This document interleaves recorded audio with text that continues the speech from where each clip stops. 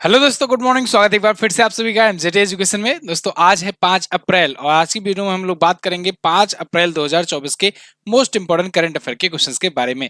तो चलिए शुरुआत करते हैं। सबसे पहले कल का रिवीजन करेंगे। कल हम लोगों ने जो चीजें पढ़ी थी डिटेल में उसका वन लाइनर फॉर्मेट में रिवीजन करेंगे, फिर आज की करंट अफेयर की तरफ बढ़ेंगे। कल हम लोगों ने पढ़ा था दोस्ती 16 अभ्यास जो है ये मालदीव में आयोजित हुआ और ये भारत, श्रीलंका और मालदीव के बीच में होता है। बांग्लादेश को ऑब्जर्वर के रूप में इसमें बुलाया गया था। एसोचैम के 2024 के लिए नए अध्यक्ष बन गए हैं संजय नायर और 2023-24 में कार्गो की मैनेजमेंट में सबसे बेहतर बंदरगाह बनकर के उभरा है पारादीप पोर्ट। ये कहां पर स्थित है? उड़ीसा में स्थित है। इसके अलावा कल हम लोगों ने पढ़ा था भारत के कुल 60 पारंपरिक उत्पादों को एक साथ जीआई टैग दिया गया है और विश्व बैंक ने वित्तीय वर्ष 2024-25 के लिए भारत की जीडीपी ग्रोथ रेट का अनुमान बढ़ा करके 6.6% कर दिया है। और अभी जर्मनी ने कैनाबिस यानी भांग के उपयोग को वैध करार दिया है। ये ऐसा करने वाला यूरोप का सबसे बड़ा देश बना है। और कांगो की पहली महिला प्रधानमंत्री बन गई हैं जुडीथ सुमिनवा तुलुका। इसके अलावा प्रतिष्ठित राष्ट्रीय प्रसिद्धि पुरस्कार जीता है डॉक्टर कार्तिक कोमरी ने। और अब्देल फतेह अल सीसी ये तीसरी बार दोस्तों इजिप्ट के बन गए हैं प्रेसिडेंट। और अंतर निवारण सप्ताह मनाया गया 1 से 7 अप्रैल को। ये टॉप 10 करंट अफेयर के क्वेश्चंस थे कल की वीडियो से, जिनका आपने किया है करंट अफेयर में 1 मिनट में रिवीजन। अब बात करेंगे आज की करंट अफेयर की, लेकिन इसकी क्विज और पीडीएफ आपको एमजेटी ऐप पर मिलेगी। तो एमजेटी ऐप जरूर आप डाउनलोड करके रखिए। वहीं पर ई बुक वगैरह आ चुकी है, तो आप अगर ई बुक लेना चाहते हो तो ले सकते हैं। अच्छा, अभी पेमेंट गेटवे का इशू चल रहा है, वो अपडेट में डेवलपर के पास काम चल रहा है। जल्द ही पेमेंट गेटवे चेंज हो जाएगा। पेटीएम बंद हो गया है, तो पेटीएम का ही पेमेंट गेटवे था, इसलिए इशू आ रहा है। तब तक के लिए ऑप्शन के रूप में आपको व्हाट्सएप नंबर और क्यूआर कोड बताया जाता है, आप वहां पर पेमेंट करके चीजें प्राप्त कर सकते हो। जगह जगह व्हाट्सएप का आइकन जो मिलेगा वहां पर क्लिक करके आप जाओगे तो आपको बताया जाएगा कि कहां पर पेमेंट करके आप चीजें ले सकते हो। व्हाट्सएप पर ही सारी सुविधा दी जाएगी। ठीक है, तो जिनको चाहिए अभी के लिए वो ले ले, और जिनको अगर नहीं चाहिए तो 2-4 दिन रुकिए, नया अपडेट आ जाएगा, तब आप एप्लीकेशन से ही लीजिएगा। अंतरराष्ट्रीय खनन जागरूकता दिवस कब मनाया गया? पहला क्वेश्चन है। तो अंतरराष्ट्रीय खनन जागरूकता दिवस दोस्तों 4 अप्रैल को मनाया गया। देखो आज 5 अप्रैल है, आज राष्ट्रीय समुद्री दिवस मनाया जाता है। इसको आज नहीं लिया गया है, कल मैं इसको कवर करा दूंगा। राष्ट्रीय समुद्री दिवस 5 अप्रैल को और 4 अप्रैल को अंतरराष्ट्रीय खनन जागरूकता दिवस। तो खनन जागरूकता मतलब कि माइनिंग अवेयरनेस। माइनिंग जो होती है, खनन जो होती है, उसके प्रति अवेयरनेस फैलाने के लिए। अब देखो जैसे कि अभी मैदानी इलाके के जो लोग हो गए, जैसे मान लो हम लोग यूपी, बिहार, झारखंड, इन सब के लोग, तो इनको तो उतना खनन के बारे में उतना आइडिया है नहीं, खनन क्या है, खादान क्या होती है। लेकिन अभी आप चले जाओ झारखंड या आप चले जाओ छत्तीसगढ़, उड़ीसा, यहाँ पर माइंस बहुत हैं। तो खनन जब होता है, माइंस होता है, मिनरल्स पाए जाते हैं, कोयला और भी बहुत सारी खदानें जो पाई जाती हैं, उन सबके प्रति अवेयरनेस फैलाने के लिए, साथ ही साथ उनका प्रोसेस क्या होता है, कितने लोगों को रोजगार देता है और क्या उसकी संपत्तियां जो निकलती हैं वहां से, तो ये सभी के बारे में अवेयरनेस फैलाने के लिए ये दिवस एक डेडिकेट किया गया है। बारूदी सुरंगों, युद्ध के विस्फोटक अवशेषों, इन सब के, अभी मैं आपको बताऊं, जो नोबेल पुरस्कार दिए जाते हैं ना अल्फ्रेड नोबेल की याद में, अल्फ्रेड नोबेल ने डायनामाइट का आविष्कार किया था।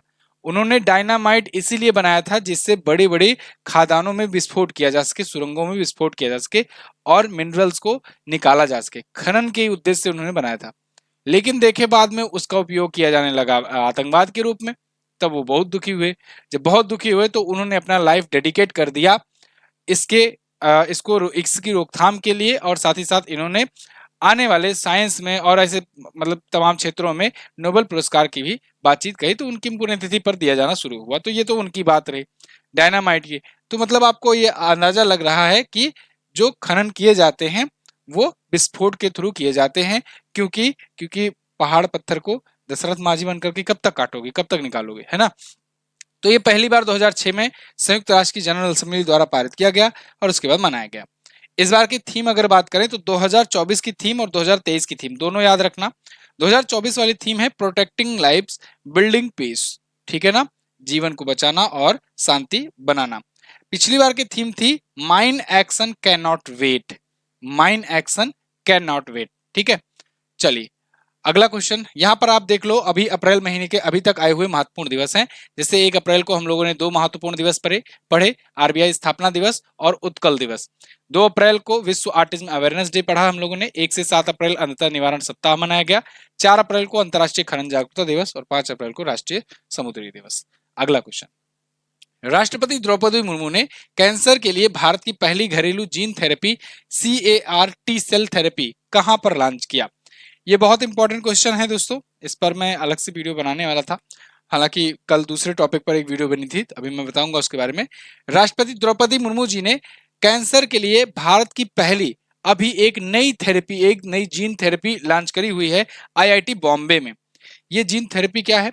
ये घरेलू भारत की स्वदेशी जीन थेरेपी है और नाम है इसका कार्टी सेल। ये कैंसर के उपचार के लिए काम आएगी। हालांकि इसको अभी इंटरनेशनली अप्रूवल नहीं मिला हुआ है, लेकिन बताया ये जा रहा है कि इसकी टेस्टिंग वगैरह सब शुरू हो गई है और काम इस पर मतलब प्रयोग धीरे धीरे चालू है। इस थेरेपी से बताया जा रहा है कि कैंसर का इलाज कर सकेंगे। इसमें IIT बॉम्बे की कुछ रिसर्चर्स और जो टाटा का इंस्टीट्यूट है, टाटा कैंसर संस्थान के नाम से जो हम लोग जानते हैं, वो उन दोनों के साथ मिलकर के ये बनाया गया है। ठीक है ना? तो टाटा मेमोरियल हॉस्पिटल और IIT बॉम्बे, इसी को हम लोग टाटा कैंसर इंस्टीट्यूट कहते हैं। कैंसर का हॉस्पिटल इनका है टाटा का। तो इन दोनों के द्वारा मिल करके कार्टी सेल बनाया गया है। कार्टी सेल थेरेपी याद रखना, ये बहुत इंपॉर्टेंट क्वेश्चन है, क्योंकि ये कैंसर के उपचार में भारत की घरेलू जीन थेरेपी होने वाली है। और अगर ये चल गया भारत में, तो समझो भारत ने वो कर दिखाया जो पूरी दुनिया नहीं कर पाएगी, अगर ये बहुत ज्यादा सक्सेस हो गया तो। क्योंकि कैंसर आज भी लगभग लाइलाज बीमारी ही है ना?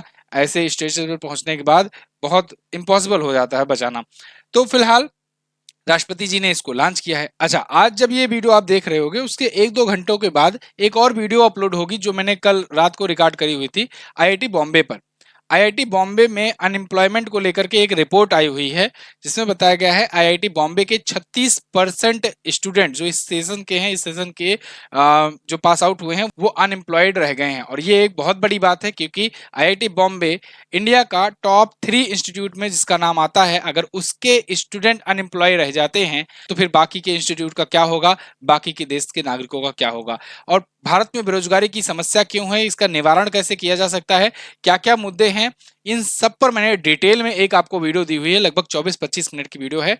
अभी 10 बजे वो वीडियो लाइव होगी आपके सामने इसी चैनल पर, तो आप लोग उसको जरूर देखिएगा। उसमें बहुत कुछ जानने को आपको मिलेगा, क्योंकि काफी लंबी वीडियो मैंने दी हुई है। तो एम्प्लॉयमेंट, उसमें मैंने 2 रिपोर्ट कवर किया है, एक ILO वाला रिपोर्ट और एक ये वाला रिपोर्ट IIT बॉम्बे वाला। तो आप देखिएगा जरूर। फिलहाल IIT संस्थान आया है, तो IIT संस्थान से रिलेटेड जो कुछ पॉइंट्स अभी आए थे चर्चे में, उनको रिवाइज करेंगे। IIT मद्रास दोस्तों, ये ऑल इंडिया इंस्टीट्यूट ऑफ विद्वान शिखर सम्मेलन का मेजबानी किया। IIT गुवाहाटी भारत का सबसे बड़ा ड्रोन पायलट प्रशिक्षण संस्थान लॉन्च किया है। IIT जम्मू ने भारत का पहला ध्वनि आधारित एंटी ड्रोन सिस्टम लॉन्च किया था। IIT मद्रास ने भारत का पहला 155 मिलीमीटर का स्मार्ट बारूद बनाया है, ट्रैकिंग वाला। IIT मद्रास ने पानी से आर्सेनिक और धातु आयरन को हटाने के लिए एक अमृत नाम से एक टूल, एक डिवाइस विकसित किया। IIT रोपड़ ने पंजाब की सतलज नदी में दुर्लभ धातु टैंटलम की खोज की। तो ये IIT से रिलेटेड क्वेश्चंस हैं, इनका आप ले लीजिए स्क्रीनशॉट। अगला क्वेश्चन है, फोर्ब्स के द्वारा जारी अरबपतियों की सूची 2024 में शीर्ष पर कौन है? तो फोर्ब्स ने अपनी बिलियनियर की लिस्ट जारी कर दी है। फोर्ब्स बिलियनियर लिस्ट बहुत ही इंपॉर्टेंट लिस्ट होती है, बहुत ही प्रेस्टिजियस लिस्ट मानी जाती है सबसे अमीर व्यक्तियों की, सबसे धनी व्यक्तियों की। तो इनकी लिस्ट में टॉप पर जो सबसे धनी व्यक्ति हैं वो हैं बर्नार्ड अर्नाल्ड। अब देखो, सब लोग का अपना अलग अलग रिपोर्ट होता है, लेकिन फोर्ब्स जो होता है सबसे ज्यादा ऑथेंटिक माना जाता है, सबसे ज्यादा ये विख्यात भी है। फोर्ब्स की लिस्ट जो है कई मामलों पर ये रिपोर्ट जारी करती है, कई प्रकार की ये रैंकिंग करते हैं साल भर, और उसके बाद फिर उन पर रिसर्च के बाद ये रिपोर्ट पब्लिश करते हैं। इस बार इन्होंने बताया है कि अभी के टाइम पर बर्नार्ड अर्नाल्ड जो है, इनकी संपत्ति सबसे ज्यादा है ना? हॉलीवुड को किसी विलन की तरह नहीं लग रहे हैं ये LVMH के, जो आप देखते हो ना लुइस वितान वगैरह, जो नई हीरोइन वगैरह लेकर के टहलती रहती है पर्स वगैरह, वो इन्हीं की कंपनी का है। फिलहाल इस रिपोर्ट में देखिए कौन किसकी वेल्थ कितना है। इसमें इनकी वेल्थ बताई गई है $233 बिलियन बर्नार्ड अर्नाल्ड की। दूसरे पर हैं एलन भैया $195 बिलियन के साथ, और तीसरे पर हैं कौन? Jeff Bezos. और चौथे पर हैं मार्क जकरबर्ग $170 बिलियन के साथ। अगर बात करें टॉप 10 में, तो इकलौते भारतीय हैं मुकेश अंबानी जी, ये हैं $116 बिलियन के साथ। और गौतम अडानी जो है ये 17वें नंबर पर है, ठीक है ना। इनकी $84 बिलियन की नेटवर्थ है। यही चीजें मैंने यहाँ पर लिख दी हुई हैं, तो अगर जिनको वहां नहीं दिखा होगा यहाँ से देख लेना आराम से।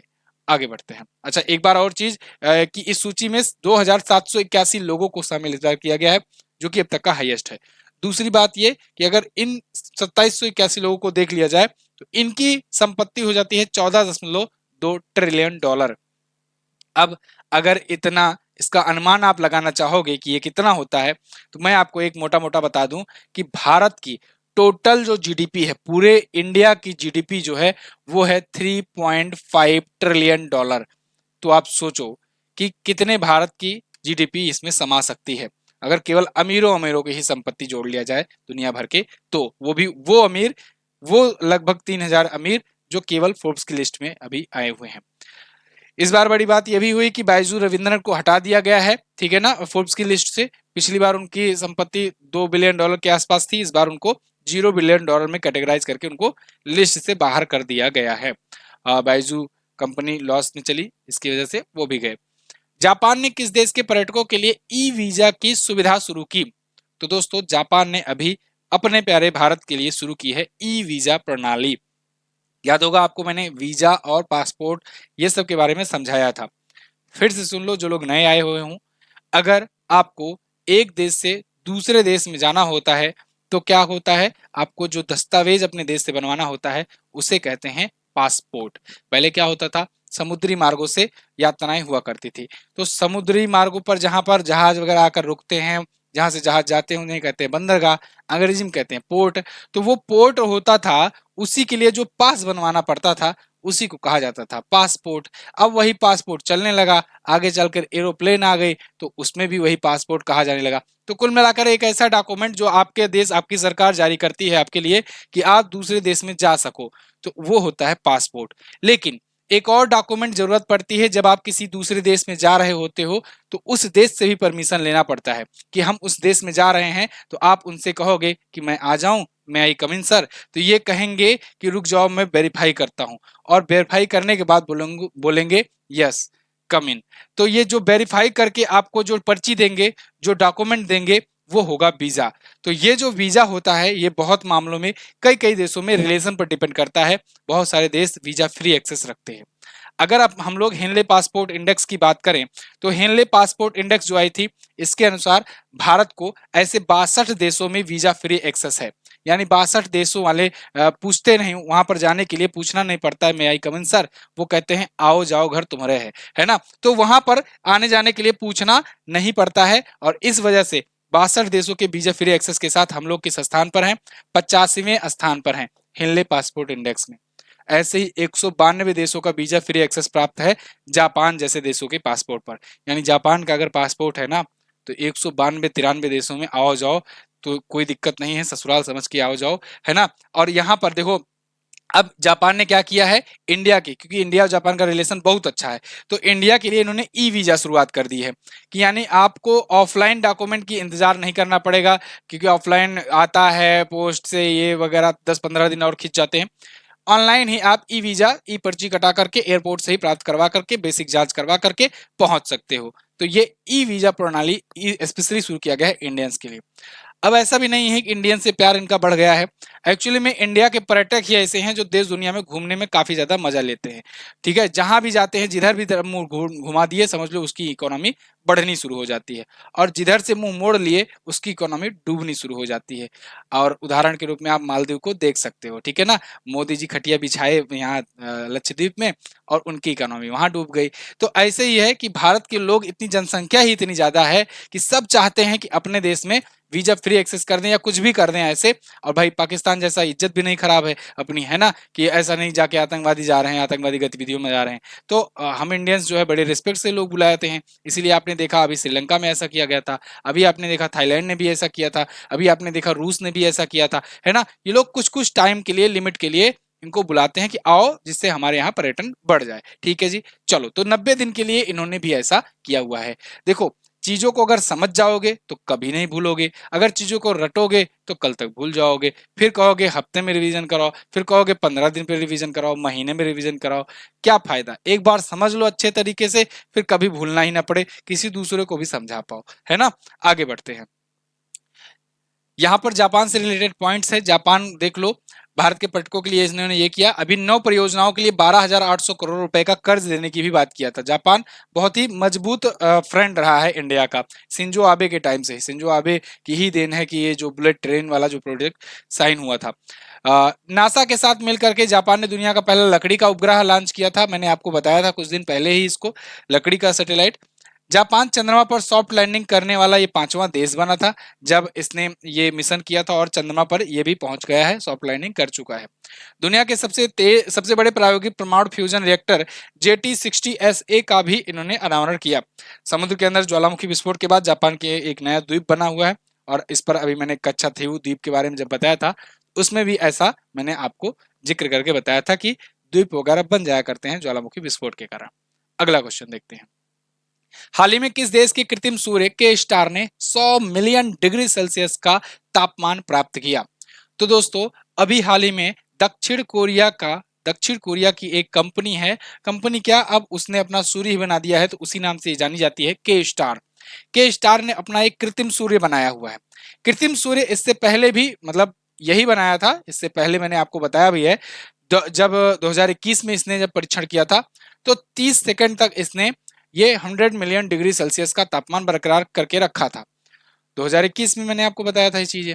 उसके बाद 2024 में अब आते आते इसने वही 100 मिलियन डिग्री सेल्सियस का तापमान 48 सेकंड तक मेंटेन किया। 48 सेकंड तक 100 मिलियन डिग्री सेल्सियस, ऐसे ही बोलने में आप ऐसे हल्के में मत लो, ये समझो सूर्य जो है, सूर्य की जो परत होती है ना, सूर्य आप जानते हो बाहरी परत को कोरोना कहते हैं, है ना, ये वायरस वाला नहीं, बाहरी जो परत होती है सूर्य की उसे कहते हैं कोरोना। और जो आंतरिक परत होती है, जो सूर्य की आंतरिक परत है कोर, उसका टेम्परेचर बोला जाता है कि 15 करोड़ डिग्री सेल्सियस है। 15 करोड़ डिग्री सेल्सियस, मोटा मोटा बोलो तो 150 मिलियन डिग्री सेल्सियस, ठीक है ना। अब 150 के अंदर वाला है, सूर्य इतना धड़क रहा है। अब इतना समझो कि ये पहुंचा दिए हैं 100 मिलियन डिग्री सेल्सियस, यानी कि एक अपना सूर्य बना ही दिया, इसलिए इसे आर्टिफिशियल सन कहा जा रहा है, कृत्रिम सूर्य कहा जा रहा है। तो और अगर बाहरी परत का ले हिसाब लें तो सूर्य का भी कई गुना ज्यादा ये टेम्परेचर पहुंचा दे रहे हैं। तो ये है के स्टार, इसने अभी इसका परीक्षण किया। अब आप कहोगे ये सूर्य इतना ज्यादा टेम्परेचर लाए कहां से, बनाए कैसे? तो देखो, इसमें भी वही टेक्नोलॉजी यूज की गई है जो टेक्नोलॉजी प्राकृतिक रूप से सूर्य में और तारों में यूज होती है। सूर्य भी एक तारा है, भूगोल में पढ़ा है आपने। सूर्य में या तारों में न्यूक्लियर फ्यूजन की प्रक्रिया होती है। एक होता है न्यूक्लियर फिशन, एक होता है न्यूक्लियर फ्यूजन। न्यूक्लियर फिशन मतलब परमाणु विखंडन, जब परमाणु में उसमें नाभिक टूटते हैं। और न्यूक्लियर फ्यूजन में क्या होता है, नाभिक को जोड़ा जाता है, नाभिक जुड़ते हैं। जब नाभिक जुड़ते हैं तो और ज्यादा एनर्जी पैदा करते हैं, और वो जो एनर्जी पैदा करते हैं वो न्यूक्लियर फ्यूजन प्रणाली होता है। और ऐसा ही वही टेक्नोलॉजी इसमें यूज करके ये भी किए हुए हैं, ठीक है ना। तो ये 100 मिलियन डिग्री सेल्सियस का टेम्परेचर पाए हैं। क्या ये ऐसा करने वाले पहले देश है? नहीं। चाइना कहाँ पीछे रहने वाला है, चाइना इससे पहले ही ये कर दिया था। और चाइना सिर्फ इतना ही नहीं, चाइना 7 मिनट तक ये मेंटेन करके रखा था। अब पता नहीं, वो लोग झूठ भी बहुत बोलते हैं, इसलिए ज्यादा विश्वास नहीं कर सकते हैं, लेकिन फिर भी समझो कि भाई कुछ ना कुछ तो होगा ही, है ना कुछ ना कुछ तो होगा ही। 7 मिनट नहीं तो 6 मिनट 5 मिनट तो पहुंचाया होगा, इतना लाइटली भी ना लो। अब चाइना भी बदल ही रहा है थोड़ा थोड़ा। तो 7 मिनट का दावा वहां पर किया जाता है चाइना में, तो अब तक हाईएस्ट उसी के नाम रिकॉर्ड है। और बाकी इनके नाम ये 48 सेकंड का हो गया है, ठीक है ना। 30 सेकंड का ये पिछले रिकॉर्ड अपना ही तोड़ दिए हैं, इस बार 48 सेकंड का ये रिकॉर्ड बना दिए हैं। के स्टार इनका नाम है, के स्टार मतलब Korea super conducting tokamak advance research, ठीक है ना, ये इसका नाम है सूर्य का। आगे बढ़ते हैं। अगर आप मैप में देखना चाहो तो मैप में आप देखोगे तो ये रहा अपना प्यारा भारत। यहाँ पे आप चाइना को क्रॉस करो, चाइना के बगल में यहाँ पर आपको दिख जाएगा कोरिया गणराज्य। ऊपर है north Korea Kim Jong Un वाला, और नीचे है साउथ कोरिया, दक्षिण कोरिया यूं सुक योल वाला। तो यूं सुक योल वाला जो है ना, ये डेवलप्ड है, और किम जोंग उन वाला जो है वो बिल्कुल गर्त में है। तो फिलहाल साउथ कोरिया ने ऐसा किया हुआ है। और बगल में ये जापान भी देख लो, जापान वाले मैप में नहीं दिखाए थे तो यही देख लो, जापान है ये।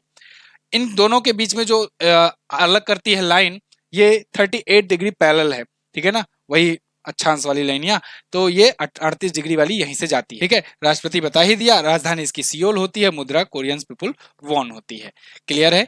चलिए, अच्छा दोस्तों, ई बुक आ चुकी है इंग्लिश में भी और हिंदी में भी, 3-3 महीने वाली भी ई बुक लॉन्च हो चुकी है, जिसमें 1050 क्वेश्चंस दिए गए हैं चैप्टर वाइज डिटेल एक्सप्लेनेशन के साथ और प्रश्नोत्तर माध्यम में। इससे क्या होता है कि जैसे एक चैप्टर हुआ राष्ट्रीय घटनाएं, तो राष्ट्रीय घटनाओं में खास करके स्टेट वाइज दिया गया है।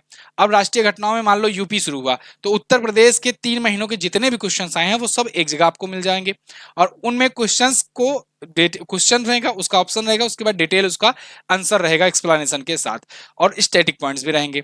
जैसे अपनी किताब है ऑफलाइन वाली, सेम ऐसे ही यहाँ पर ई बुक भी तैयार कराई जा रही है। इसके बाद ऐसे ही बाकी का जो राज्य आएगा उनका भी, ऐसे अंतरराष्ट्रीय घटनाओं में देशवार घटनाएं हैं, अमेरिका है तो अमेरिका की सारी घटनाएं एक जगह, चाइना है तो चाइना की सारी एक घटनाएं एक जगह, ऐसे ही पुरस्कार सम्मान खेल खिलाड़ी, मतलब हर एक सेगमेंट को, हर एक चैप्टर को कवर किया जाता है हमारी ई बुक में। यही होती है कि यही खास बात है कि हम अपनी ई बुक जो होती है वो सबसे अलग होती है, सबसे सस्ता होता है। ये आपको 49 रेट्स में मिल रहा है, और आप जा करके एमजीटी ऐप पर ले सकते हो, या फिर व्हाट्सएप नंबर आपको मिलेगा, तो उसी व्हाट्सएप नंबर के जरिए भी प्राप्त कर सकते हो। डिस्क्रिप्शन में आपको व्हाट्सएप नंबर भी मिल जाएगा, यहाँ पर जाकर के आप क्यूआर कोड बताया जाएगा, वहां से पेमेंट करके व्हाट्सएप पर ही मंगा सकते हो। बाकी अगर जिनको ऑफलाइन बुक ऑर्डर करनी है तो ब्रह्मास्त्र 2023 वाली ऑफलाइन भी अवेलेबल है, इसको भी आप ऑर्डर कर सकते हो। ये अमेजन पर है अवेलेबल, और इसको अमेजन से आप ऑर्डर कर सकते हो। एमजीटी बुक लिखना, मिल जाएगी बुक, और इसे आप ऑर्डर कर देना, या इसका भी लिंक डिस्क्रिप्शन में है। बाकी लोको पायलट की भी बुक है, इसको भी आप ऑर्डर कर सकते हो। आप लोग के डिमांड पर, आप लोग के चॉइसेस पर ऑफलाइन भी बुक लाई जाती है, तो इनका भी आप फायदा उठाइए। आगे बढ़ते हैं हम लोग, ये सब क्या आ गया। हाल ही में किस मंत्रालय ने माई CGSH iOS ऐप लॉन्च किया? तो अभी हाल ही में दोस्तों किस मंत्रालय ने लॉन्च किया है? इसको लॉन्च किया स्वास्थ्य मंत्रालय ने। माई CGHS यानी कि सेंट्रल गवर्नमेंट हेल्थ सर्विसेज, ये iOS वर्जन में ऐप लॉन्च किया गया है।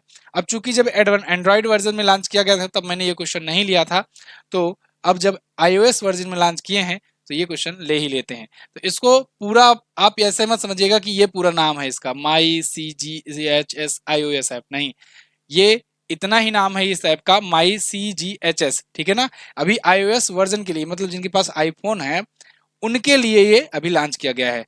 एंड्रॉइड वालों के लिए बहुत पहले ही लॉन्च हो गया था, ठीक है ना। तो इनके लिए अभी लॉन्च किया गया है enhance access to health care services, यानी हेल्थ केयर सर्विसेज को और इनहैंस करने के लिए, अमीरों तक भी पहुंचाने के लिए, ठीक है ना, जिनके पास आईफोन वगैरह हो उनका तक भी पहुंचाने के लिए। तो CGHS का मैंने फुल फॉर्म आपको बताया, सेंट्रल गवर्नमेंट हेल्थ स्कीम जो है, केंद्र सरकार की योजनाएं जो है इनकी उंगलियों पर ही मिल जाएंगी और सहज तरीके से पहुंच पाएंगी। तो केंद्रीय स्वास्थ्य मंत्रालय ने इसे लॉन्च किया हुआ है। अच्छा, स्वास्थ्य मंत्री कौन है? मनसुख मंडाविया जी, ठीक है ना। तन सुख तो मन सुख, तो तन सुख करने के लिए, हेल्थ करने के लिए क्या जरूरी है? मन को सुख करना। चलिए, अब यहाँ पर कुछ प्रमुख पोर्टल हैं और ऐप हैं, इनको देख लेते हैं। जैसे अभी चुनाव आयोग ने सी विजिल ऐप लॉन्च किया था, ये चुनाव आयोग के ऐप हैं, ये इंपॉर्टेंट है याद रखना, क्योंकि लोकसभा चुनाव लगे हुए हैं, तो इनके जो भी ऐप हैं इनका रिकॉल करते रहिए। सक्षम ऐप चुनाव आयोग ने लॉन्च किया, जो बुजुर्ग व्यक्ति हैं या जो विकलांग हैं, दिव्यांग हैं, उनके लिए। नो योर कैंडिडेट ऐप चुनाव आयोग ने लॉन्च किया, अपने कैंडिडेट उम्मीदवारों का भंडाफोड़ करने के लिए। पीएम सूरज पोर्टल नरेंद्र मोदी जी ने लॉन्च किया। स्मृति ईरानी जी ने हज सुविधा ऐप लॉन्च किया है हज यात्रियों के लिए। अगला है, हाल ही में टाटा इंटरनेशनल का नया एमडी किसे नियुक्त किया गया? तो टाटा इंटरनेशनल के नए एमडी बन गए हैं दोस्तों राजीव सिंघल। राजीव सिंघल आपको यहाँ पर दिख रहे हैं। टाटा इंटरनेशनल भी टाटा की ही एक सब्सिडरी है समझो, तो उसी के द्वारा इनको नियुक्त किया गया है नया मैनेजिंग डायरेक्टर। ये आनंद सेन का स्थान लेंगे, जो अभी 31 मार्च को सेवानिवृत्त हुए, और इनका कार्यकाल अब 1 अप्रैल से शुरू हो गया। इससे पहले ये चीफ ऑपरेटिंग ऑफिसर के रूप में काम कर रहे थे। टाटा इंटरनेशनल के चेयरमैन है नोएल एन टाटा। अगला, ये कुछ और अपॉइंटमेंट्स हैं, कल हम लोगों ने इस पर बात की थी, तो आज हम लोग आगे बढ़ेंगे। अगला, भारत ने अपना पहला रणनीतिक पेट्रोलियम रिजर्व बनाने का लक्ष्य कब तक के लिए रखा है? तो भारत जो है अपना रणनीतिक पेट्रोलियम रिजर्व बनाने का लक्ष्य रख रहा है, टारगेट रख रहा है, और ये टारगेट होगा 2029-30 तक। ये क्या है समझो इस चीज को, रणनीतिक पेट्रोलियम रिजर्व या स्ट्रेटेजिक पेट्रोलियम रिजर्व, SPR, ये क्या है? इसका आप सीधा सा एक बहुत ही प्यारा सा एग्जांपल लो। अभी जब रसिया यूक्रेन युद्ध चला ना, तो अमेरिका के पास इतना ज्यादा ये एसपीआर बटोर करके वो रखा था कि वो दुनिया भर को, जब पहले तो सैंक्शन लगवाया खूब रसिया पर, उस पर प्राइस कैप वगैरह लगवाया और बहुत सारी चीजें किया, आपने देखा दुनिया भर को अलग कर दिया था कि रसिया से कोई तेल वगैरह ना खरीदे। उसके बाद खूब दबा करके बेचा, खूब बेचा अपने पास तेल, क्योंकि इसके पास खूब ज्यादा भंडारण है। तो ये स्ट्रेटेजिक ऐसा रिजर्व है पेट्रोलियम का, मतलब कि कहीं छुपा करके रख देना, है ना, कहीं टंकी में छुपा करके रख देना। तो जैसे क्या होता है कि मम्मी लोग के पास जब पैसा आता है ना, तो वो क्या करती हैं, उसका एक हिस्सा छिपा कर रख देंगे, उसको भूल जाएंगी, और कितना भी मांगोगे तो वो नहीं देंगे, कहेंगे नहीं है, खत्म है, खत्म है, खत्म है। लेकिन जब कभी इमरजेंसी लगेगी तो पता नहीं कहां से वो निकल आता है ना। तो वही होता है स्ट्रेटेजिक मनी। ऐसे ही ये स्ट्रेटेजिक पेट्रोलियम रिजर्व भारत भी बनाने की कोशिश कर रहा है।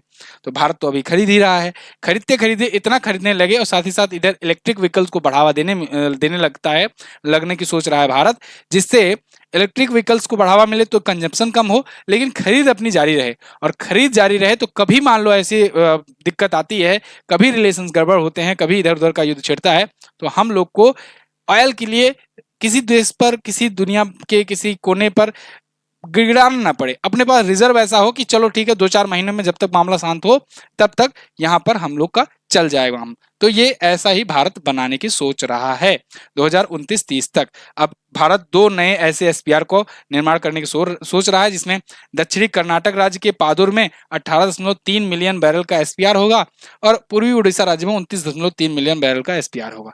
ठीक है साथियों, अगर वीडियो पसंद आया करे, करंट अफेयर समझ में आया करे, तो इसे लाइक कर दिया करो।